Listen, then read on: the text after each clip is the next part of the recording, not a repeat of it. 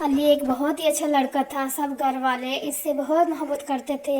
علی بھی اپنے بھائی بہنوں اور اپنے امی ابو، اپنے دادا اور سب سے بہت محبت کرتا تھا۔ وہ امی ابو کی خدمت کرتا تھا، کام کاج میں ان کا ہاتھ بٹاتا تھا اور چھوٹے بہن بھائیوں کی پڑھائی میں بھی مدد کرتا تھا، ان کے ساتھ کھیلتا کودتا تھا اور ان کا بہت زیادہ خیال رکھتا تھا۔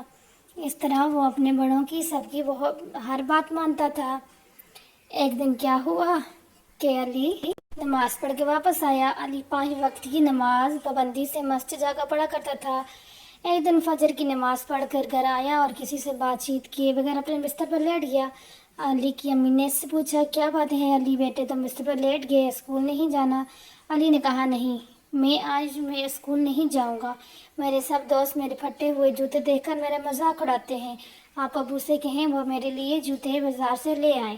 علی کے ابو غریب آدمی تھے، وہ ایک جگہ نوکری کرتے تھے اور وہاں سے ملنے والی تنخواہ سے گزارا بسر مشکل سے ہی ہوتا تھا۔ علی کی زبان سے اس قسم کی بات سن کر وہ بہت پریشان ہو گئے۔ انہوں نے اپنی اہلیہ علی کی امی سے کہا کہ 2 رکعت نماز صلوات الحاجت پڑھ کر اللہ سے مانگو، یا اللہ سے اس کے جوتوں کے تاکہ اللہ اس کے جوتوں کا انتظام کر دے، یا پھر علی کو صحیح سمجھانے کی توفیق عطا فرمائے اور اپنا گزارا انہی پرانے جوتوں پہ کرے۔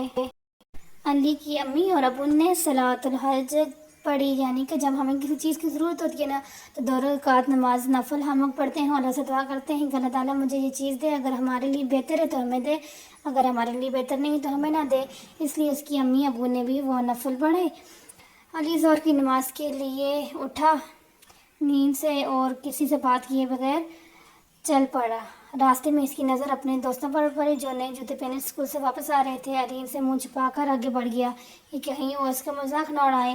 اچانک علی کی نظر ایک لڑکے پر پڑی جو بیساکھیوں کے ذریعے مسجد کی طرف جا رہا تھا۔ اس کے دونوں پاؤں نہیں تھے۔ اسے دیکھ کر علی کو بے حد افسوس ہوا اور بے اختیار اس کی آنکھوں سے آنسو آ گئے اور دل میں سوچنے لگا کہ مجھ سے کتنی بڑی غلطی ہو گئی۔ اللہ نے مجھے اتنے سارے انعامات دیے ہیں، مجھے تندرست بنائے، دونوں پاؤں عطا کیے ہیں، بغیر بیساکھیوں کے میں چل سکتا ہوں، لیکن پھر بھی اللہ کی ناشکری کی، اور مجھے کتنی ساری نعمتیں کھانے کے لیے بھی دی ہیں، لیکن میں نے اللہ کا شکر ادا نہیں کیا۔ علی اپنی حرکت پر بہت نادم ہوا۔ اس نے نماز پڑھ کر اللہ سے توبہ کی اور گھر آ کر امی ابو سے بھی معافی مانگی اور انہیں سارا واقعہ سنایا کہ کس طرح اللہ نے اس کو صحیح راستے دکھایا۔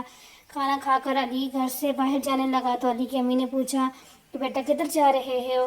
علی نے مسکراتے ہوئے جواب دیا، میں اپنے پرانے جوتوں کو نیا کرنے جا رہا ہوں۔ علی کی امی یہ دیکھ کر بہت خوش ہوئی کہ علی اپنے پرانے جوتوں کو پالش کر کے چمکا رہا ہے۔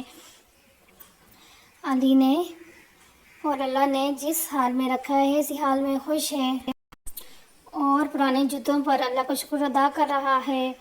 علی نے اپنے دوسرے جوتے چمکانے کے بعد صبح وہ اسکول کے لیے ریڈی ہوا اور ہنسی اسکول جانے لگا اور کہہ رہا تھا، الحمدللہ علی کل حال، الحمدللہ علی کل حال، یعنی کہ اللہ آپ مجھے جس حال میں رکھیں گے میں اسی حال میں خوش ہوں۔ یہ کہتے ہوئے وہ اسکول کی طرف چلا گیا اور علی کی امی میں مطمئن ہوگی کہ علی کو سیدھا راستہ اللہ تعالیٰ نے دکھا دیا۔ اس کی سمجھ میں صحیح بات آ گئی کہ جو چیز ہمارے پاس ہے اس پہ ہی بہت زیادہ شکر ادا کرنا چاہیے، کیونکہ بہت سے لوگ ایسے ہیں جن کے پاس اس طرح کی نعمتیں نہیں ہیں۔ ان کے پاس پیسے تو بہت زیادہ ہوتے ہیں، کپڑے بھی بہت ہوتے ہیں، جوتے بھی بہت ہوتے ہیں، لیکن وہ بہت ساری چیزوں سے محروم ہوتے ہیں جو ہم دیکھ نہیں